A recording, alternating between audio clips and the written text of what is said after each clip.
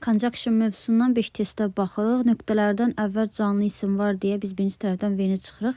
Nöqtələrdən sonra isə xəbər var. Xəbər varsa, deməli biz burada Home-u seçməyəcəyik. Daha sonra tərcümə ilə baxanda isə düzgün variant D qalacaq. 63-cü test tapşırığında nöqtələrdən sonra anybody var. Anybody işlənən cümlələrdə if işlənər. Ona görə digər variantlar çıxırıq və digər tərəfdən tərcüməyə baxırıq. Tərcüməyə baxdıqda isə C variantı uyğun gələcək.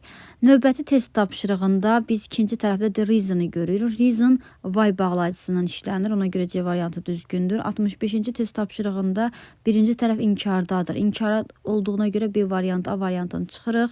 Azan or deyilən ifadə yoxdur və when və-yə də çıxırıq. Düzgün cavab Y-dir. 66-cı test tapşırığında biz boz or çıxırıq, if and çıxırıq. Belə bağlayıcılar mövcud deyil bu formada və tərcümə ilə isə B variantı düzgün olacaq.